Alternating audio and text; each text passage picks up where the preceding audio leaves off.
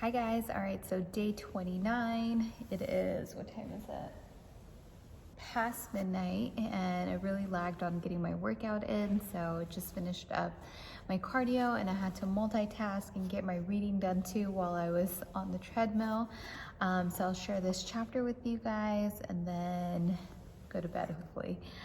Okay, this chapter, again, really good, called Inclinations, and basically it's a sort of formula for how to gravitate towards things that you are naturally inclined to, and more specifically to use those things as a form to make money and to be successful in life. And so basically what's going on right now in the chapter is that the wealthy gardener is talking to his mentee, the kid that he's mentoring named Jimmy, and Jimmy is asking him the following question. He says, "The problem is that I'm not exactly sure how I'm going to get the money, and the uncertainty frustrates me." "I'll tell you what I think," said the wealthy gardener. "If you engage in a service that feels right, that's comfortable to you, that you can be friends with, and that only asks you to be yourself, then that is your path. Don't ask a vocation to be a passionate lover. Rather, consider it an enduring friendship that you want to spend time with daily." Jimmy sighed. "Okay, but how do I find work that's a friend?" When I asked, seek a valuable service that interests you," said the wealthy gardener. When I was a kid, I worked at many jobs. I was fascinated by the person in the business who controlled the money. I wanted to be this exact role, and step by step I grew into it. A purpose in life unfolds slowly, I think, by following our curious inclinations. Jimmy exhaled audibly, studied the gardening magazine, and considered his own subscription to a fascinating magazine on success in real estate and entrepreneurship.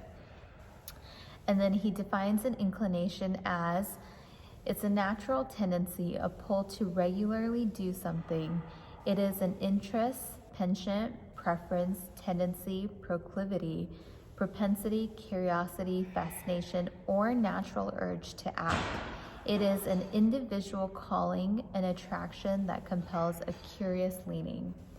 And then I want to read you guys one more paragraph, and that's how he ends this chapter. And then I'll give you my take on it.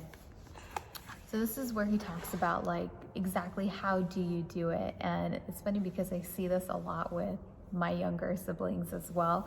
I feel like they're always struggling to figure out, well, like, how do I get started? How do I even figure out what the first thing is? So he says, "You begin by choosing a field or position that roughly corresponds to your inclinations. This initial position offers you room to maneuver and important skills to learn. You adjust and perhaps move to a related field, continuing to learn more about yourself, but always expanding off your skill base. Eventually, you will hit upon a particular field, a niche, or opportunity that suits you perfectly. You will recognize it when you find it because it will spark that childlike sense of wonder and excitement. It will feel right.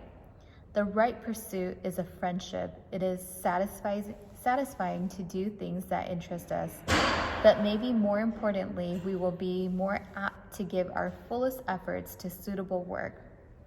Charles Schwab said, 'A man can succeed at almost anything for which he has unlimited enthusiasm.' The life lesson, inclinations. I thought rugged determination was the way to wealth, but learned to work hard within my unique set of interests."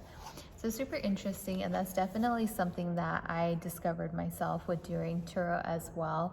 And it's really interesting because what I was doing prior to this was so different.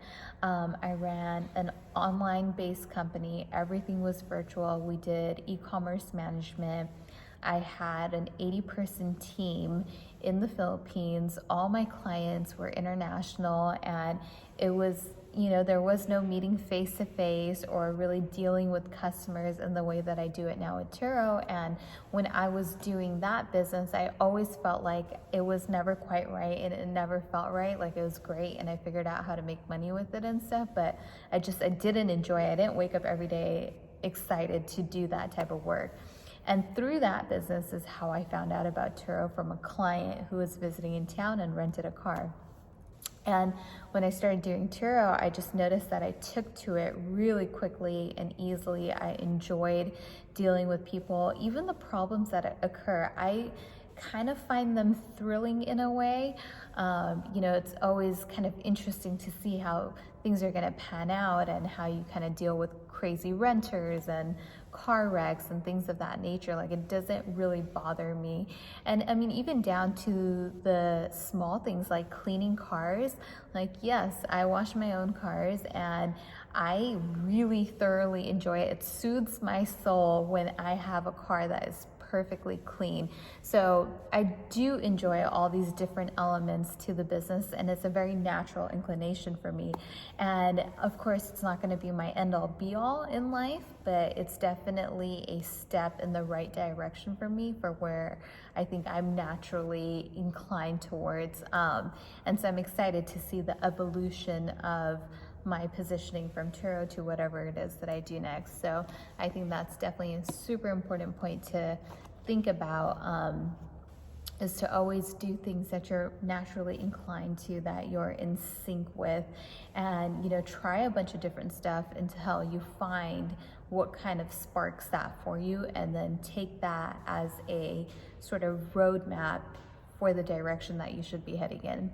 And on that note, it is late. I'm gonna finish up my workout, and after that, bedtime. Day 25, a third of the way through the challenge. Day 25 ended on a leap day, so that's kind of cool. So a third of the way done, 50 more days to go. So let's do it. Day 25, I'm getting ahead of myself. Done and done. All right, good night, guys.